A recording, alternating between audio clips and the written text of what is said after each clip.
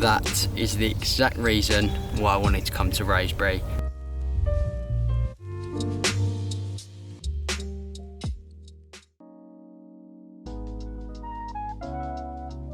Got into work really nice and early this morning to finish a few bits off, because today I'm going to Wraysbury South Lake with Ollie and Lou to film a little piece for Nash TV. So hopefully we get a few bites. Let's get the gear and let's go.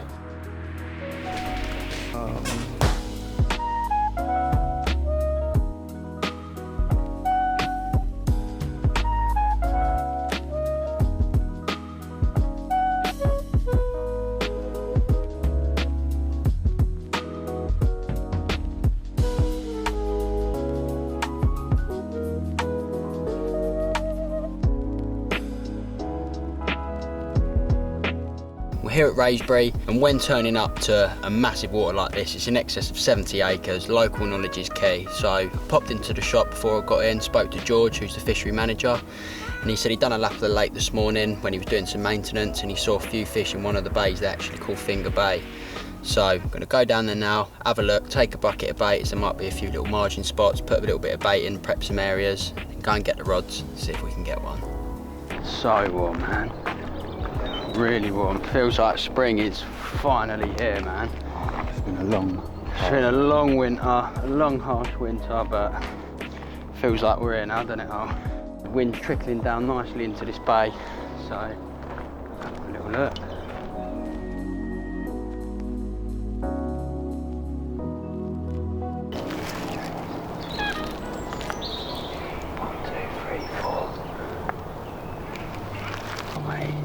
We've seen 30, 35 carp. A few just out here on the surface, just taking scum off the surface, like that one there. A few in the edge, rooting about, put a little bit of bait in. I'm gonna bait a couple of little spots up here, have a walk, see if there's any sort of margin spots to bait. And then go and get the rods.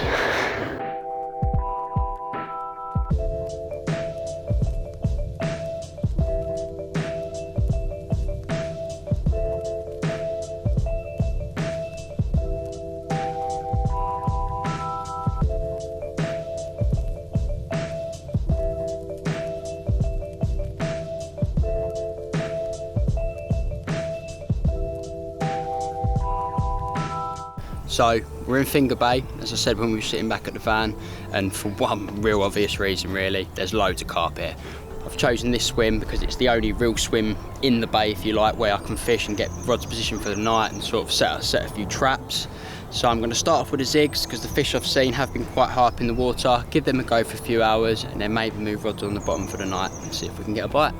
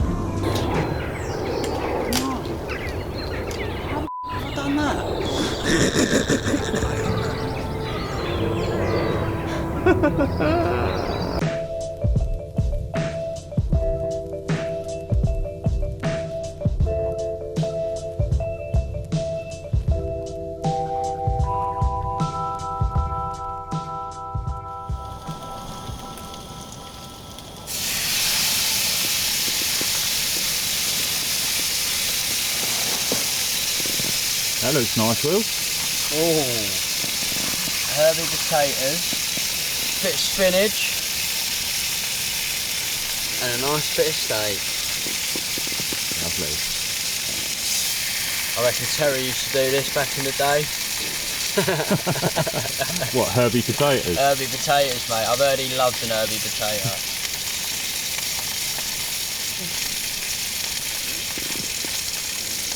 I heard he caught Mary on a herby potato. Yeah, I think it was. top with a bit of carrot or something.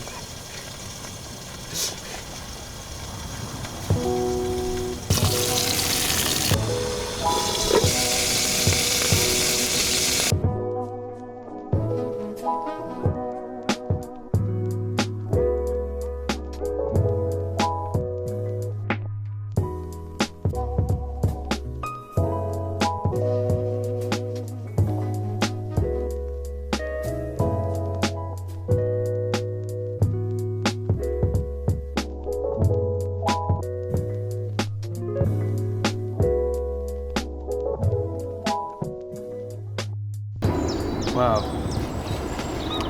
I got up at first light.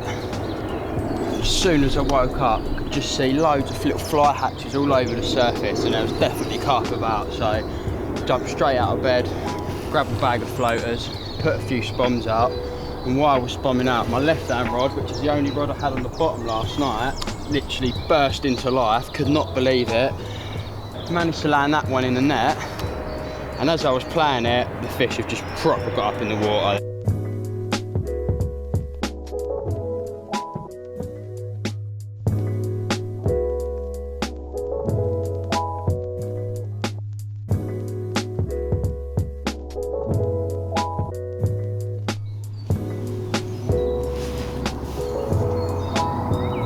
It's my second one in the morning. And actually had this one off the top. It's my first floater caught carp of the year, so I'm absolutely made up with that. I put a rod out on the bottom last night on the corner of some snags and probably put about half a kilo of squid out, and this morning that's ramped off as well, so we get this one back and we get the other one out.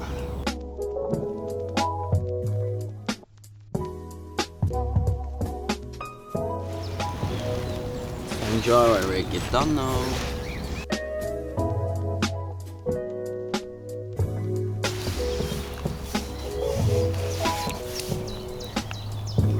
Absolutely buzzing with this one.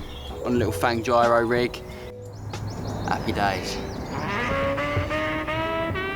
Okay, it's getting back. It's getting back.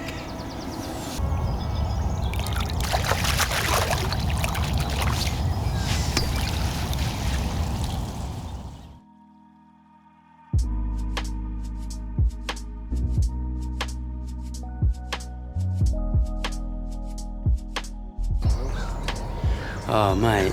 Didn't even get time to get the bike cam on Literally, just putting the kettle back on, Lou's just turned up, and it's all kicking off.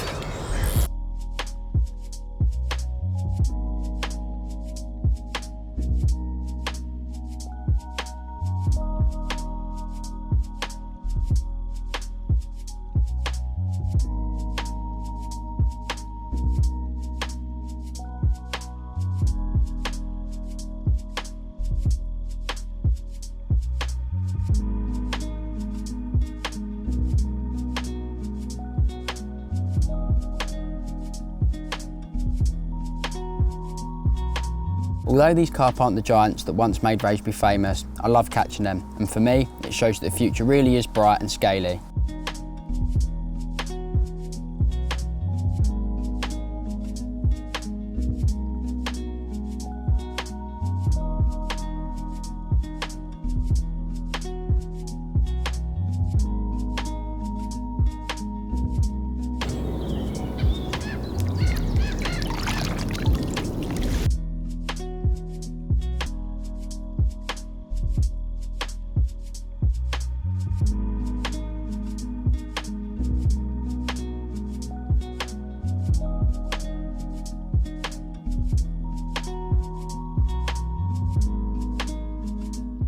So things really did kick off this morning around first light, but now things have really started to slow down. So I've run the rods in, tied up a fresh rig, grabbed my sawn off, and I'm going to go for a wander in the snags. The rig I'm going to be using when going stalking is the Slip D.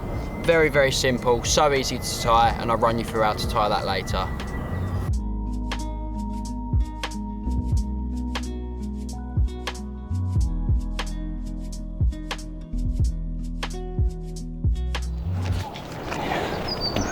So I've just gone for a little walk in one of the bays behind the bay that I'm fishing in. I found a group of about 10-15 fish.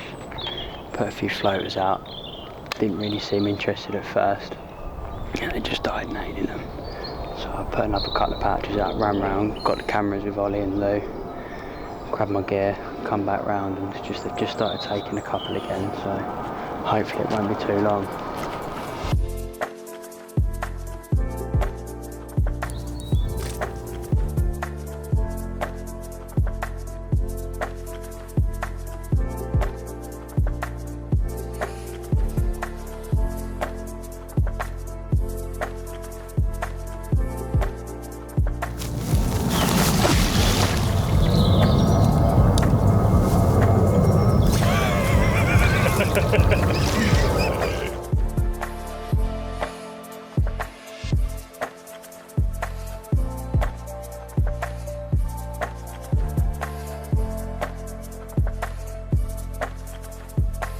It was a good job you took your phones out of your pocket, That's bro. why I took my phones out, so I knew if it kited left, mate, I was gutted in, mate. I thought, I didn't realise that was on a decline. I thought I'd be able to just stand on top of that and just jumped on it and just slid straight down it, bro.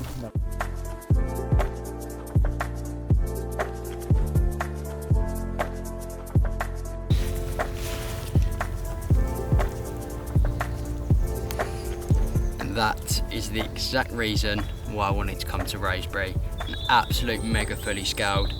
Tried stalking this afternoon for a couple of hours and it just weren't happening. The fish just weren't coming down onto the bottom and weren't having a munch. So I grabbed a bag of mixers, grabbed my rods, unhooking them out another bit, come round here and it didn't take long. It's absolute mega fully scaled, absolutely buzzing.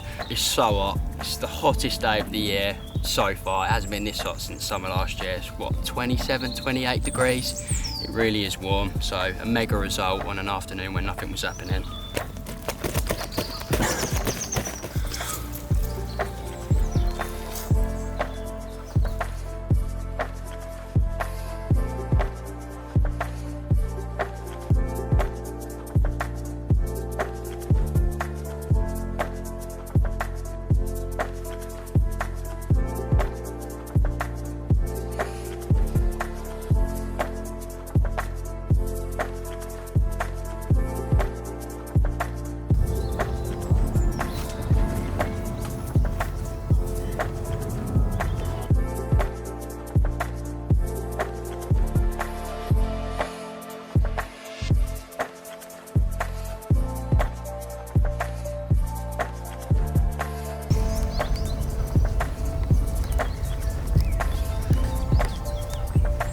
Second bite of the afternoon, and it didn't take long after the first one, so absolutely made up, and they're still absolutely troughing. So I'm going to quickly do some video of this, a few shots, and then get that rod back out.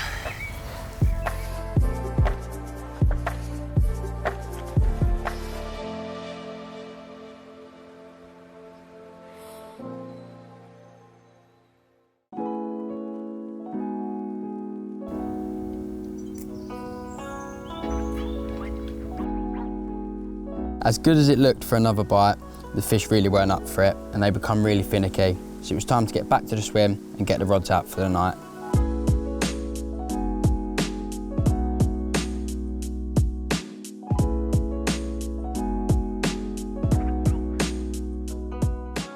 So it's been a real long hot day.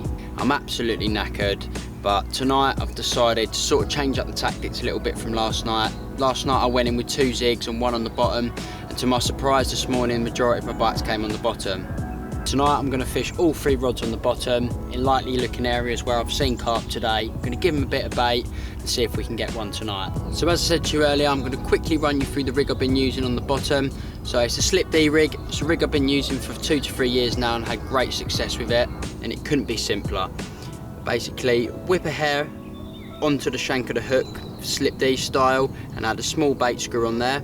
I then strip 1 inch back of the coating and add one of our new tungsten 8mm oval beads, which helps pin the pop-up down on the lake bed. And behind that I've got the coated section, and this is actually a new braid that we've developed and just launched called the Skin Link. So it features an inner Kevlar core, really abrasion resistant and super heavy. So coming up the hook link, I've got a small blob of putty, just again keep everything held pinned down on the lake bed, to a figure of 8 loop knot, and then just covered with a bit of shrink tube. So the lead setup I'm fishing the rig on is 8 inches of Klingon leader, and at the bottom I've just spliced on a quick link and attached my lead to that. So I've just cut the swivel off the lead, clipped it straight on, covering that up to keep it nice and neat. It's one of our new heli sleeves, and I've got a bead above that just to stop the rig from coming off the leader. So that's the rig. It's going out on all 3 rods tonight. Going to get them out on the spots now, give them a good bit of Scopex squid, as last night I only put about half a kilo in and I got quite a few bites off the top of it. So going to get them out and let's see if we can get one. So first of all, I start off by taking my Scopex squid boilies and putting them into a bucket. I then like to add 2 liquids, one of which is the Scopex squid bait soak, the second is the tiger nut syrup. These liquids make the baits really tacky, which then means all the following ingredients I add to them will stick to the baits. So the first ingredient to add to the mix is the Scopex squid cultured stick mix. I add this on top of the baits and give them a good shake. I then like to add some squid powder. This stuff really is strong, so you don't need a lot. Final ingredients are ground tiger nut meal and tiger nut flour. Great additives to any bait, so these definitely are one to go in the mix. Once I've added them, I give the baits a real good shake around in the bucket, leave them to dry so they form sort of a crust on the outside of the baits. So that's the boiling mix I've been using over the last season and especially on this session, and as you can see, it's done absolute wonders and caught me some real scaly carp.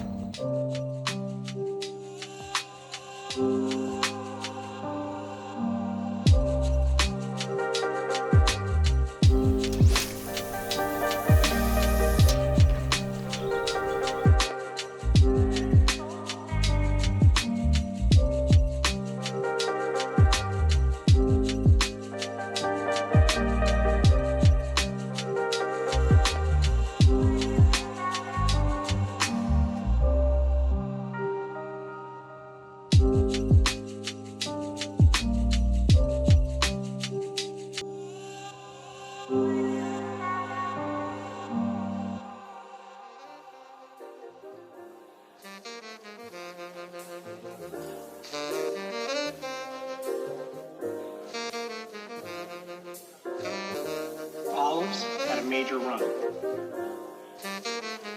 Maraschino cherries, major run. No one had a run like limes. No one. It's 5:15. It's real early in the Carp Valley, and it's such a beautiful morning. Birds singing, sun's just starting to creep up behind them trees over there, and yeah, it feels good to be up nice and early this time of the year. We've had a real long, wet, boring winter, and just this time of the year I like to get up this sort of time and make the most of the daylight, to be fair. Like, we've got an extra few hours. Rather than sit there and lay in bed till 7, 8, 9 in the morning, I like to get up nice and early and make the most of it. You see the most the first few hours of the morning. So instead of just laying in bed and looking at the water, it doesn't really work, to be fair. You always find yourself drifting back off. So the best thing to do is get out of bed, make yourself a coffee, and watch the water, and you can 9 times out of 10 see something in the morning that you can act on. Been scanning the water this morning, put a few mixes up, nothing's really come up, but one of the rods has just busted off. Got a lovely mirror in that.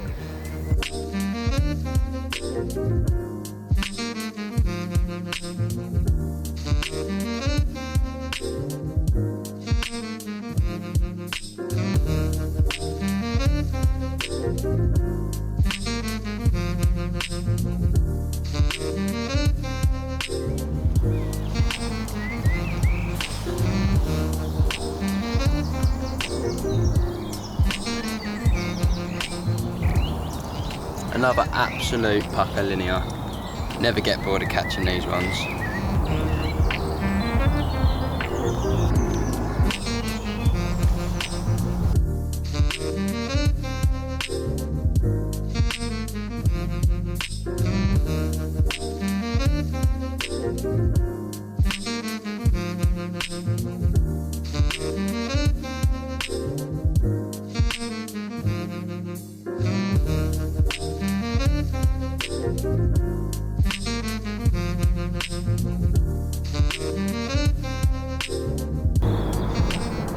Catch anything other than linears? Just linears, fam. Just linears, bro.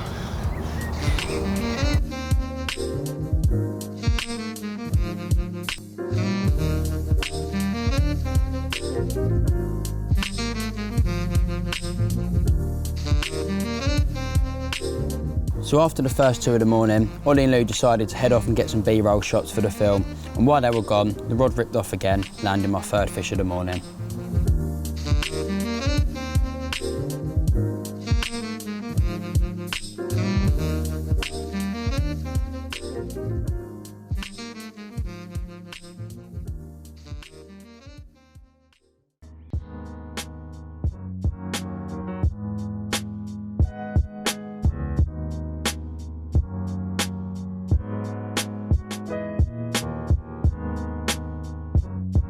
So that 3rd fish was my final one of the trip, but to be honest, I didn't mind. I'd had an absolutely awesome time at Wraysbury, so for the rest of the morning, I sat back on the bed chair, took in the Culm Valley atmosphere, and it's one place I really cannot wait to return to.